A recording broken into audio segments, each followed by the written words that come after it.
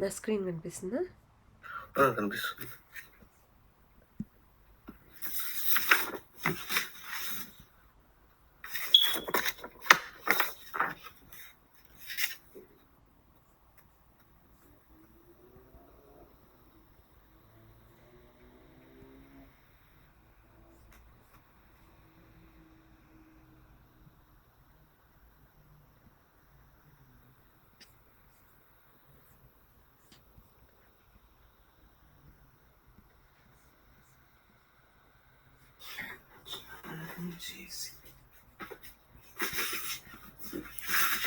So ఇవాళ మనము test case ఎలా రాయాలో చూద్దాము.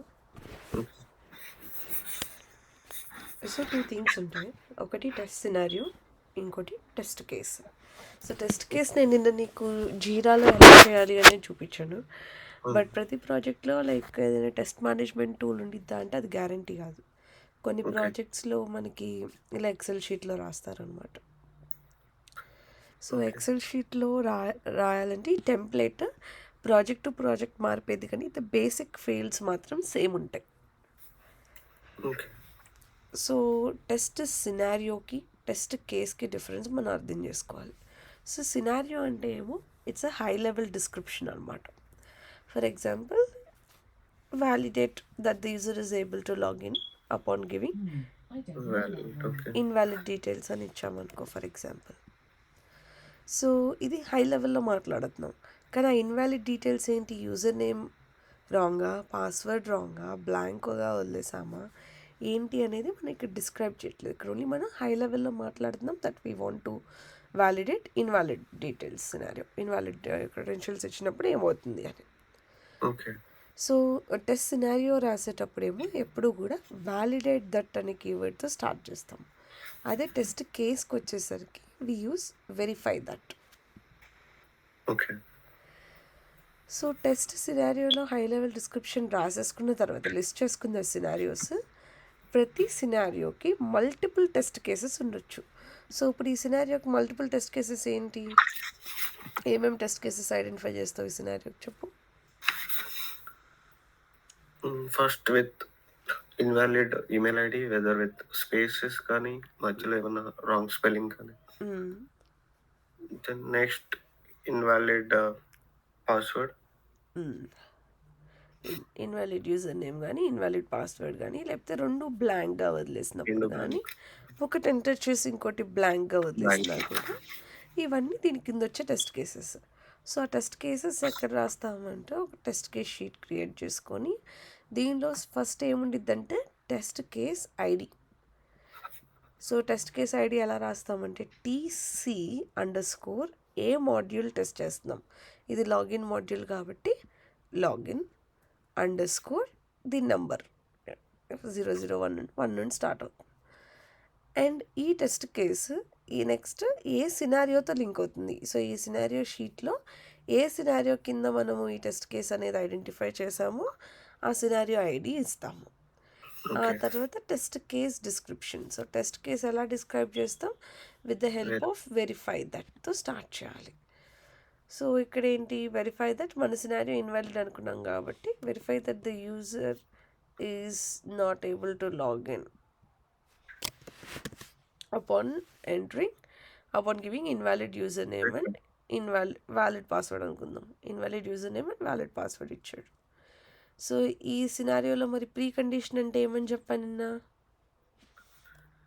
Valid URL and invalid credentials. Pre condition అంటే మీనింగ్ ఏంటి?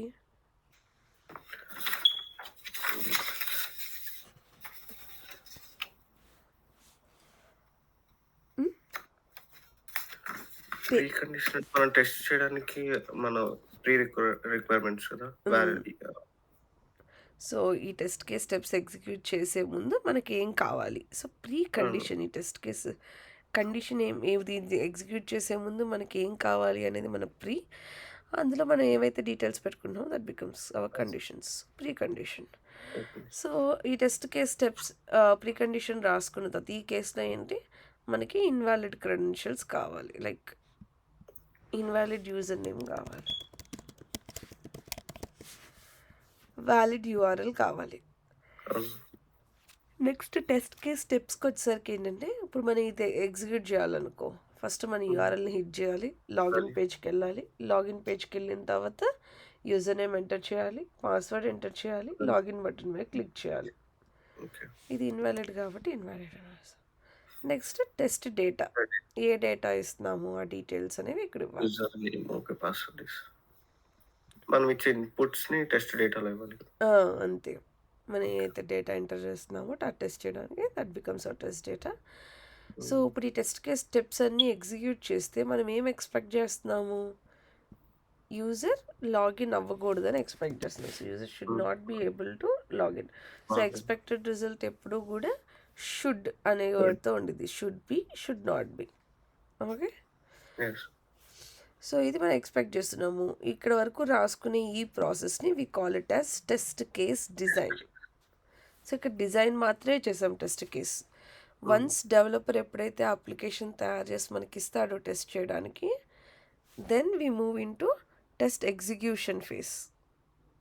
ఓకే. టెస్ట్ ఎగ్జిక్యూషన్ ఫేజ్లో మనం ఏం చేస్తాం, ఇక్కడ ఏవైతే స్టెప్స్ రాసుకున్నామో వాటిని మనం ఎగ్జిక్యూట్ చేస్తాం అనమాట. సో బ్రౌజర్ ఓపెన్ చేస్తాము, ఈ డీటెయిల్స్ ఎంటర్ చేస్తాము, క్లిక్ చేస్తాము, ఏమవుతుందో చూస్తాము.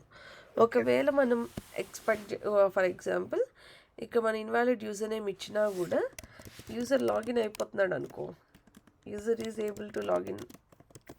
సో మనం వెరిఫై చేస్తున్నప్పుడు మనం చేసిన తర్వాత వచ్చే రిజల్ట్ని we call it as actual result. So ఇప్పుడు ఈ యాక్చువల్ రిజల్ట్ అను ఎక్స్పెక్టెడ్ రిజల్ట్ మ్యాచ్ అవ్వట్లేదు అనుకో, అప్పుడు మనం ఏం చేయాలి, బగ్ రేస్ చేయాలి. సో బగ్ రేస్ చేసినప్పుడు ఏమేమి డీటెయిల్స్ ఇవ్వాలి డెవలపర్కి, test steps that we followed and screen shots. ఇంకా రెండేనా? డిస్క్రిప్షన్ ఇస్తాం కదా, స్టెప్స్ ఏమేమి steps to reproduce the issue. First summary ఇస్తాం, తర్వాత డిస్క్రిప్షన్ ఇస్తాం, తర్వాత స్టెప్స్ టు రీప్రొడ్యూస్ ఇస్తాం, తర్వాత టెస్ట్ డేటా ఏం వాడినప్పుడు వచ్చింది, ఏ యూజర్ స్టోరీతో లింక్ అయింది, అది ఆ డిఫెక్ట్ ఎక్కడ కనిపెట్టాము, who is going to fix it, ఆ తర్వాత ఎక్స్పెక్టెడ్ రిజల్ట్ యాక్చువల్ రిజల్ట్ కూడా అయిపోయిన తర్వాత ఏ స్ప్రింట్లో కనిపెట్టాము అది, ఆ తర్వాత స్క్రీన్ షాట్స్, ఇవన్నీ అటాచ్ చేస్తాం అనమాట స్క్రీన్ షాట్స్ వరకుని. సో బగ్ లైఫ్ సైకిల్ చెప్పు. ఫస్ట్ న్యూ అనేది ఫస్ట్ ఫైండ్ అవుట్ చేసినప్పుడు న్యూ అని స్టేటస్ పెడతాము. నెక్స్ట్ అసైన్ చేస్తాము ఏ డెవలపర్ చేయాలి అనేసి, వెదర్ వాళ్ళకు వెళ్ళ కంటిన్యూ చేస్తారు అంటే on priority, whether they defer, reject or they can continue. ఎలాగా డిఫర్డ్ అంటే ఏంటి? Depends on the test, sorry bug అంటే అది స్పెల్లింగ్ మిస్టేక్, దాని ప్రయారిటీని బట్టి చేస్తారు. కాదు, అది బగ్గే కానీ కొంచెం ప్రయారిటీ తక్కువ ఉంది, లో ప్రయారిటీలో ఉంది, వాళ్ళకి టైం లేదు ఫిక్స్ చేయడానికి. అండ్ ఆల్సో లైక్ టైం లేదు, ఫిక్స్ చేయట్లేదు అంటే definitely it's low priority one. So కానీ డిఫర్డ్ అంటే లైక్ డెఫినేషన్ ప్రకారం ఏంటి, it is a valid bug but వాళ్ళకి టైం సరిపోవట్లేదు ఫిక్స్ చేయడానికి. So they want to fix it in later sprints, తర్వాత వచ్చే స్ప్రింట్స్లో ఫిక్స్ చేద్దాం అనుకుంటున్నారు, అప్పుడు డిఫర్డ్ అంటాము. మరి రిజెక్ట్ ఎప్పుడు చేస్తారు డిఫెక్ట్ని డెవలపర్?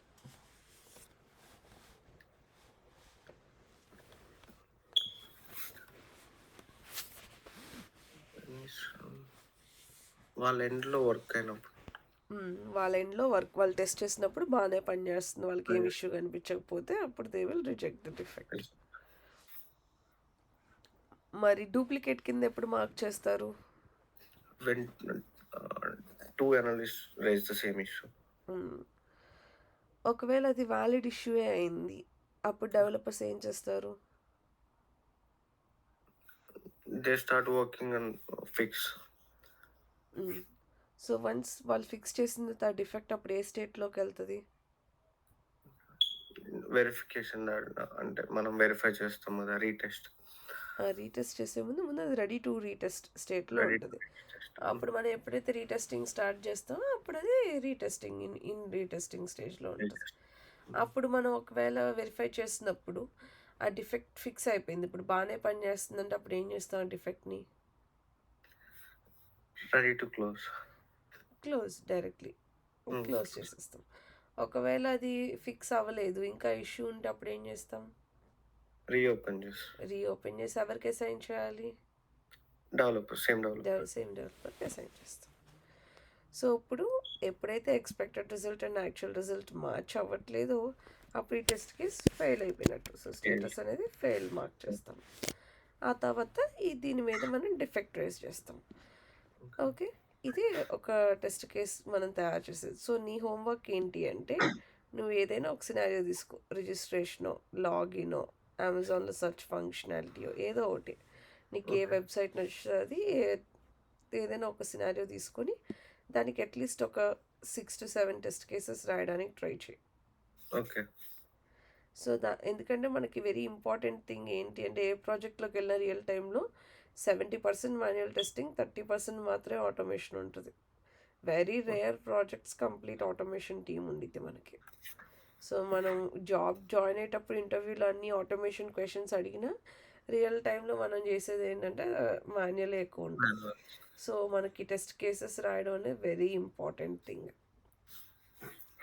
సో గుర్తుపెట్టుకో, వెరిఫై దట్ అని స్టార్ట్ అయింది టెస్ట్ కేస్ అయితే, వ్యాలిడేట్ దట్ అని స్టార్ట్ అయింది if it is test scenario. Pre condition అంటే టెస్ట్ కేస్ స్టెప్స్ ఎగ్జిక్యూట్ చేసే ముందు మనకి ఏం కావాలో అది pre condition. And test data అంటే ఈ స్టెప్స్ ఫాలో అయ్యేటప్పుడు మనం ఏ డేటా అయితే ఇన్పుట్స్ ఇస్తున్నామో that becomes our test data. ఓకేనా? This is how to create.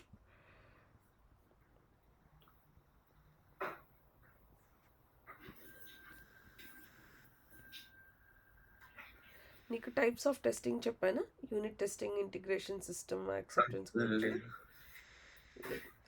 So మామూలుగా టెస్టింగ్లోని 4 టైప్స్ ఆఫ్ టెస్టింగ్ ఉంటాయి అన్నమాట. సో ఎప్పుడైతే డెవలపర్ తన కోడ్ రాసుకుంటాడు కదా, సో రాసుకున్న తర్వాత తను రాసిన కోడ్ అసలు వర్క్ అవుతుందా లేదా అని తనే వెరిఫై చేసుకుంటున్నారు అనుకో, the developer is trying to verify the code by himself, then we call it as unit testing. So unit testing is solely performed by only developers.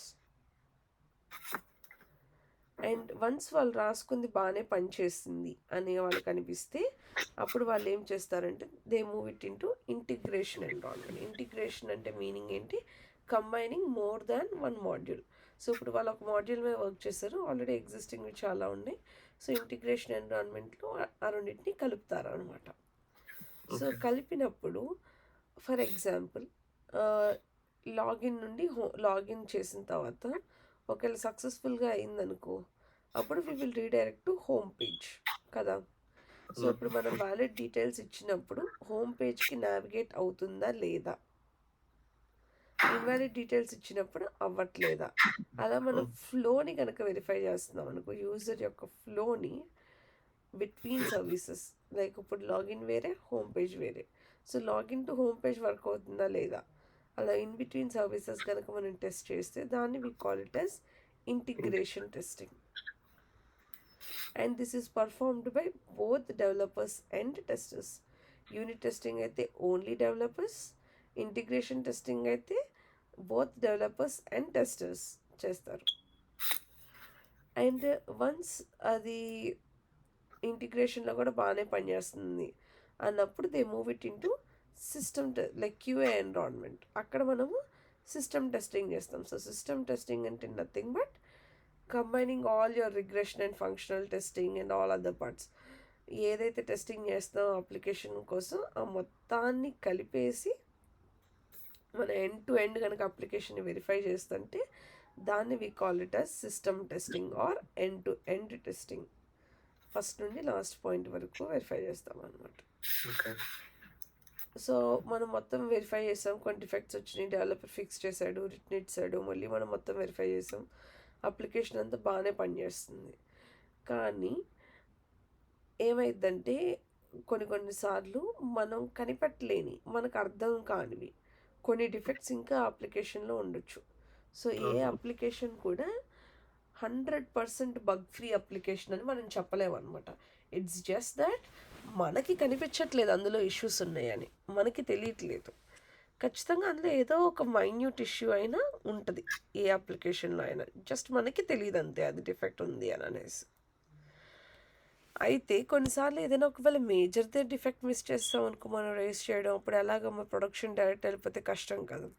So దాని బదులు ఏం చేస్తారంటే, మన ఫంక్షనల్ టెస్టర్స్ మన రిగ్రెషన్ టెస్టింగ్, మెయిన్ టెస్టింగ్ అంతా చేసేసిన తర్వాత we ask for user acceptance testing. So user acceptance testing అనేది జనరల్గా లైక్ హైలీ టాలెంటెడ్ ఎక్స్పర్ట్స్ ఉంటారు కదా టెస్టింగ్లోని, వాళ్ళు చేస్తారనమాట user acceptance testing. So user acceptance టెస్టింగ్లో 2 టైప్స్ ఉంటాయి. ఒకటి ఆల్ఫా, 2 బీటా. సో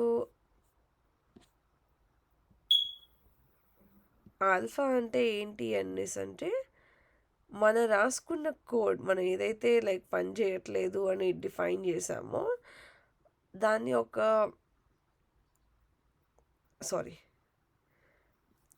ఏం చెప్తున్నాను, user acceptance testing. So user acceptance టెస్టింగ్లో 2 టైప్స్ ఉంటాయి. ఒకటి ఆల్ఫా టెస్టింగ్, ఇంకోటి beta testing.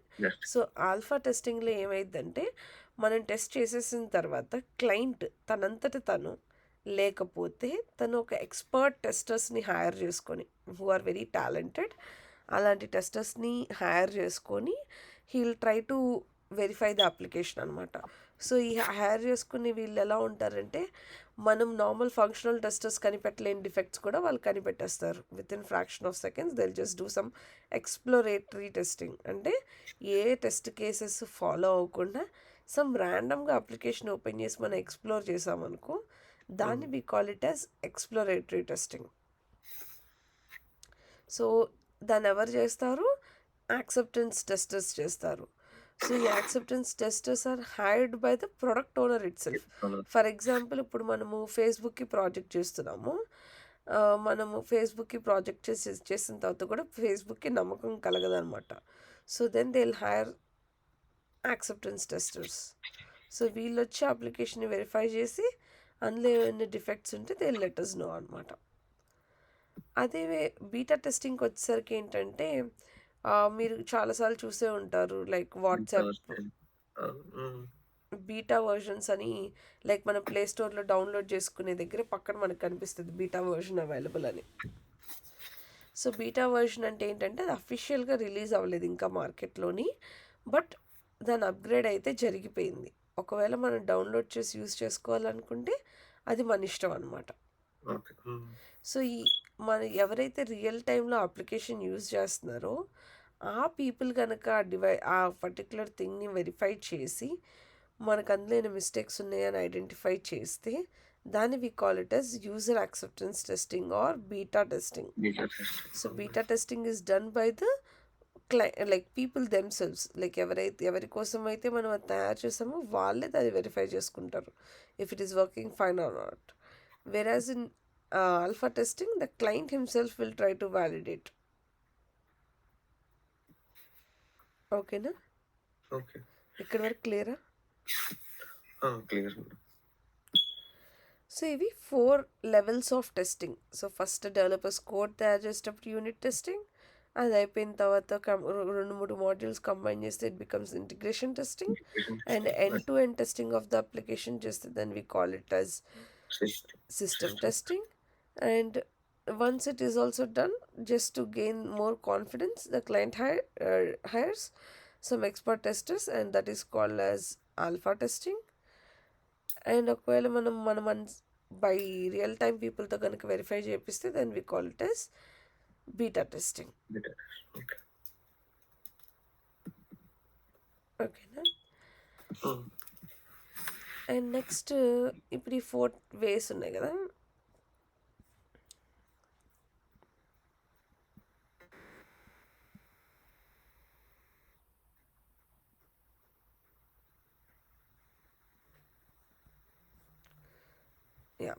So 4 different levels of testing ఇందా మనం చూసింది.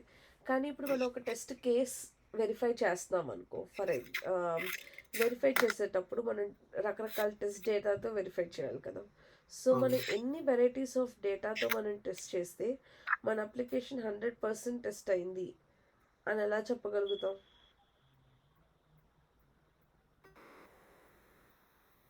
ఇప్పుడు ఫర్ ఎగ్జాంపుల్ ఒక ఏజ్ ఫీల్డ్ తీసుకోండి. ఏజ్ ఫీల్డ్లో 0 to 100 ఎంటర్ చేయాలి అని లైక్ ఎంటర్ చేసి నెంబర్స్ అన్ని ఎంటర్ అవుతుందా లేదని వెరిఫై చేద్దాం అనుకుంటున్నాం.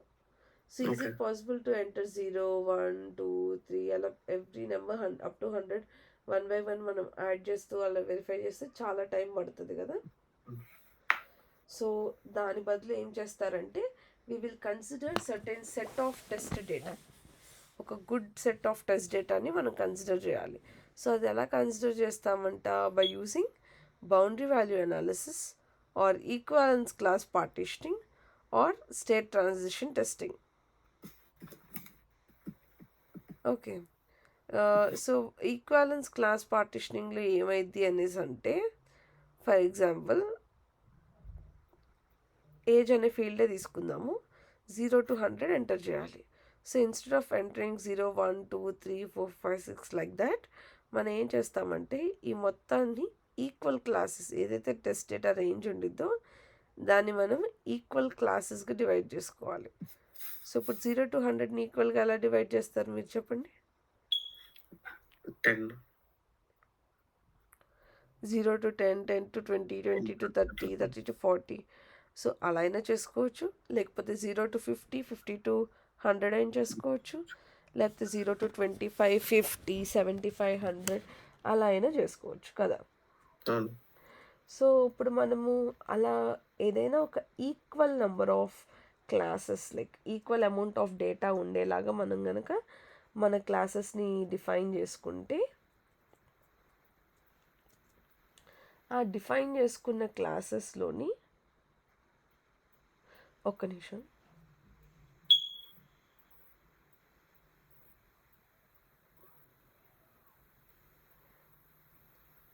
లైన్లో ఉంది. ఓకే.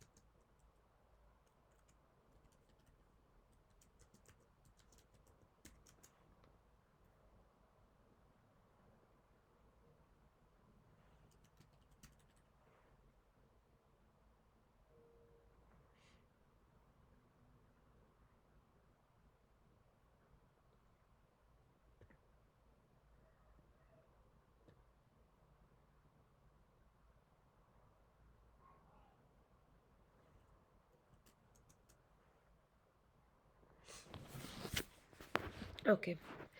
సో మన ఈక్వల్ క్లాసెస్గా డిఫైన్ చేసేసుకొని ఈచ్ క్లాస్ నుండి ఒక్కొక్క వాల్యూని మనం పిక్ చేసుకొని ఆ values and also negative scenarios like ఈ 0 కన్నా బయట some random number -5, -10 something which is out side the class in the left side boundary and as well as right side కూడా ఓకే. ఏదైనా సమ్ ర్యాండమ్ వాల్యూస్ తీసుకుంటే ఈ particular set of test డేటాతో మనం కనుక టెస్ట్ చేస్తే అన్ని రేంజెస్లోని కవర్ చేసేసినట్టే కదా both positive and negative. So దానివల్ల మనకి ఈజీగా test coverage like good limit less number of test డేటాతో ఎక్కువ టెస్ట్ కవరేజ్ మనం ఇస్తున్నాం అనమాట. అదే బౌండరీ వాల్యూ అనాలిసిస్ వచ్చేసరికి ఏమైందంటే సేమ్ ఎగ్జాంపులే కానీ instead of dividing it into separate classes మనం ఏం చేస్తామంటే at the boundary, just out side the boundary and just with in the boundary. So ఇప్పుడు 0 to 100 దీన్ని ఎక్స్ అండ్ వై అని అనుకుంటే సో 0 - 1 అంటే -1, 0 + 1 జస్ట్ ప్లస్ యాడ్ చేయాలన్నమాట, ఒకటే యాడ్ చేయాలి. 0 + 1 యాడ్ చేస్తే +1, 100కి 1 సబ్ట్రాక్ట్ చేస్తే 99, 100కి 1 యాడ్ చేస్తే 101. సో ఈ 6 డిఫరెంట్ టైప్స్ ఆఫ్ టెస్ట్ డేటాతో కనుక మనం వెరిఫై చేస్తే దాన్ని we call it as boundary value analysis. So ఇచ్చిన గివెన్ రేంజ్ ఆఫ్ టెస్ట్ డేటాలో at the boundary, out side the boundary and just with in the boundary కనుక మనం వెరిఫై చేస్తే that becomes boundary value analysis. Okay, next ఉంది మనకి decision table testing. So చిన్నప్పుడు ఎప్పుడైనా truth table విన్నారా? Yeah విన్నాను. సో ట్రూత్ అండ్ టేబుల్లో ఏముంటాయి? సారీ ట్రూత్ టేబుల్లో ఏం రాస్తాం మనము? ట్రూ ఫాల్స్ ఉంటే మన అవుట్పుట్ ఏమవ్వాలి? ఒకవేళ ఎండ్ ఆపరేటర్ అనుకో, అండ్ ట్రూ అయితే ట్రూ ఫాల్స్ ఉంటే ఫాల్స్ అవుతుంది, ఫాల్స్ ఉంటే ఫాల్స్, అండ్ ట్రూ ఉంటే ట్రూ అవుతుంది కదా. So in the similar way మనం గనక ఇక్కడ చేస్తున్నాం అనుకో, మనకి కూడా లైక్ ట్రూ ఫాల్స్ లానే ఉంటుంది. బట్ కొంచెం మనం అడిగే క్వశ్చన్స్ లైక్ మనం తీసుకునే ఎగ్జాంపుల్ డిఫరెంట్గా ఉండేది అనమాట.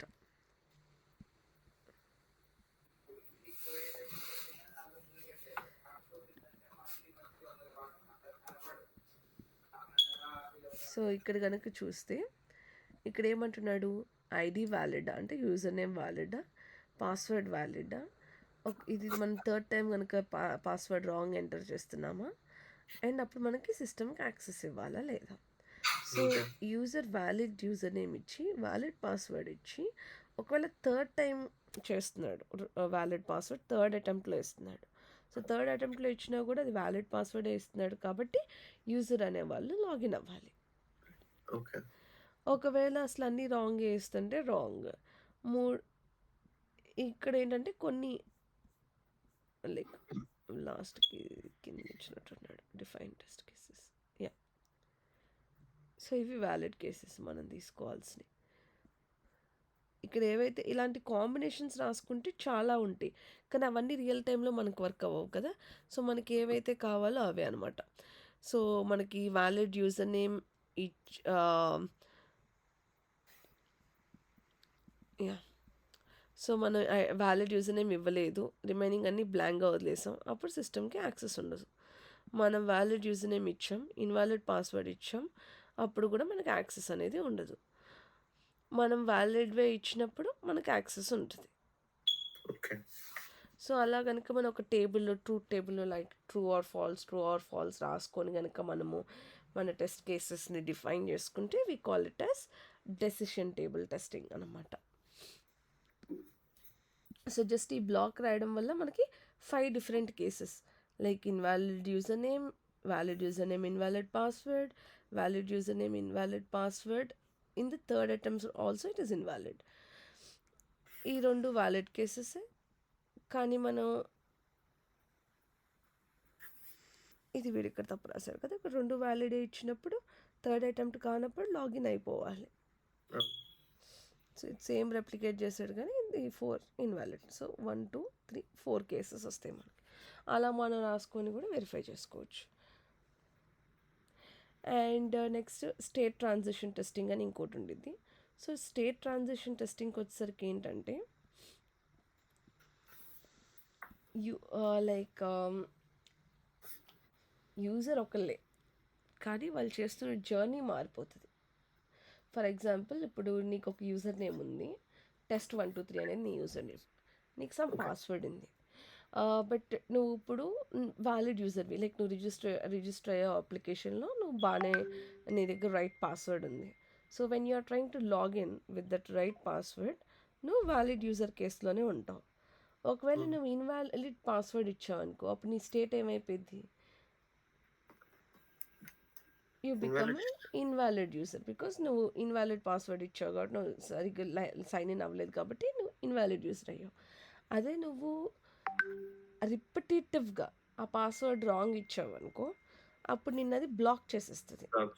సో అప్పుడు నీ స్టేట్ ఏమైంది? నువ్వు ఒక బ్లాక్డ్ యూజర్గా మారిపోయావు.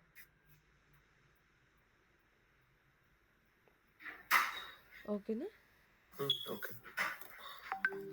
సో మనం యూజర్ ఒకళ్ళే అయ్యి వాళ్ళ దగ్గర వచ్చిన బిహేవియర్ కనుక మారిపోతుంటే, దాన్ని మనం స్టేట్ ట్రాన్సిషన్ టెస్టింగ్ అంటాం అనమాట.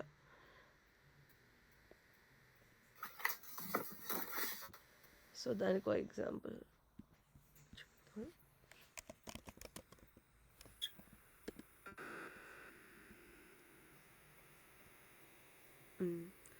ఇది ఏటీఎం కార్డ్ సినారియో. సో ఇక్కడ ఏమంటున్నాడు, ఏటీఎం కార్డ్ మనం ఇన్సర్ట్ చేసాము, పిన్ ఎంటర్ చేసాము.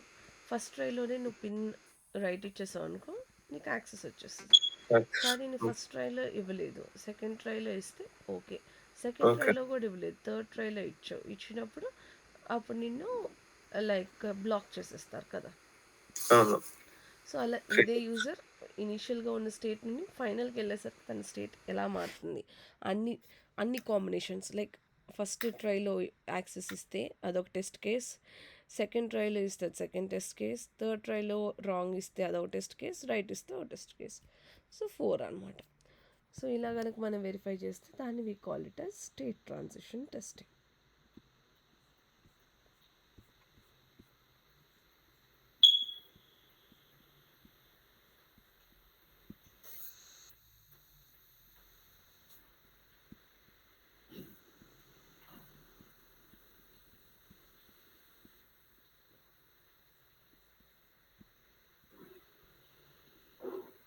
ఓకే. అండ్ ఇంకొన్ని టర్మ్స్ ఉన్నాయి ఏంటంటే functional testing, non functional testing. So functional testing అంటే అప్లికేషన్ ఓపెన్ చేసి అది ఎలా పనిచేస్తుంది, వ్యాలిడ్ డేటా ఇస్తే ఎలా పనిచేస్తుంది, క్లిక్ చేస్తుంటే ఎలా పనిచేస్తుంది, ఏమైనా లింక్స్ ఓపెన్ అవుతున్నాయా లేదా, మనం ఏదైనా ట్రాన్సాక్షన్ చేయగలుగుతున్నామా లేదా, ఆర్డర్ ప్లేస్ చేయగలుగుతున్నామా లేదా, ఇలా ఏవైనా సరే కోర్ రిక్వైర్మెంట్స్ ఆఫ్ ద అప్లికేషన్ని మనం వెరిఫై చేస్తుంటే దాన్ని మనం ఫంక్షనల్ టెస్టింగ్ అని అంటాం. వేరాజ్ ఫర్ ఎగ్జాంపుల్ ఇప్పుడు ఒక అప్లికేషన్ ఫేస్బుక్ని నేను క్రోమ్లో ఓపెన్ చేశాను, కానీ అది ఎడ్జ్లో, ఫైర్ ఫాక్స్లో, ఐఫోన్లో, ఆండ్రాయిడ్లో ఎలా పనిచేస్తుంది, మ్యాక్బుక్లో ఎలా పనిచేస్తుంది, విండోస్లో ఎలా పనిచేస్తుంది, అలా డిఫరెంట్ థింగ్స్ని like look and feel of the application, font బాగానే కనిపిస్తుంది, అయినా పక్కకి వెళ్ళిపోతుందా ఫోన్లో ఓపెన్ చేస్తే, అలాంటి థింగ్స్ని మనం వెరిఫై చేసామనుకో దాన్ని మనం యూజబిలిటీ టెస్టింగ్ అని అంటాం. That is part of non functional, అంటే ఫంక్షనాలిటీ టెస్ట్ చేయట్లేదు, just look and feel test చేస్తున్నాం. అండ్ సో నాన్ ఫంక్షనల్లో కూడా టైప్స్ ఉంటాయి like usability, accessibility, performance, security.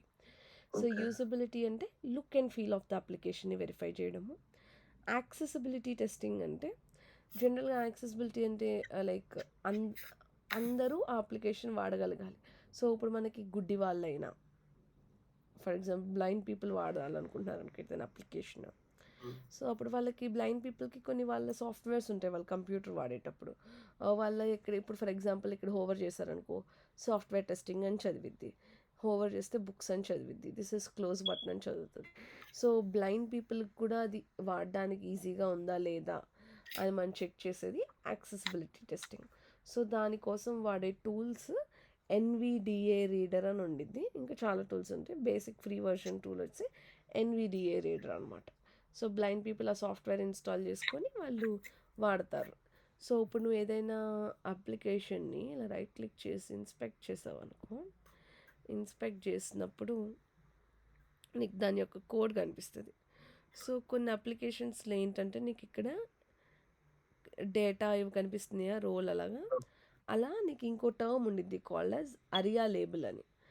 అరియా label అని మనకి ఎక్కడైనా కనిపిస్తుంది అంటే దాని మీనింగ్ ఏంటంటే యాక్సెసిబిలిటీ టెస్టింగ్లో బ్లైండ్ పీపుల్ వాళ్ళకి ఏమని చదవాలి అని డిఫైన్ చేయడానికి ఏరియా లేబుల్స్ డిఫైన్ చేస్తారు. అండ్ నెక్స్ట్ పర్ఫార్మెన్స్ అంటే ఏంటి, ఇప్పుడు ఒకటే అప్లికేషన్ని ఒకటే పాయింట్ ఆఫ్ టైంలో చాలామంది వాడదాం అనుకుంటున్నారు, 1,00,000 యూజర్స్, 1,000,000 యూజర్స్ ఆ application at same point of time access చేస్తున్నప్పుడు కూడా దాని పర్ఫార్మెన్స్ ఎలా ఉంది, ఫాస్ట్గా లోడ్ అవుతుందా, స్లోగా లోడ్ అవుతుందా, సర్వర్ క్రాష్ అయిపోతుందా, సో దాన్ని వెరిఫై చేయడాన్ని we call it as performance testing. So ఈ పర్ఫార్మెన్స్ టెస్టింగ్కి వాడే టూల్స్ జేమీటర్, లోడ్ రన్నర్ ఇలాంటి టూల్స్ ఉంటాయి అన్నమాట. అండ్ నెక్స్ట్ మనకి ఇంకోటి ఉన్నది ఏంటి, సెక్యూరిటీ.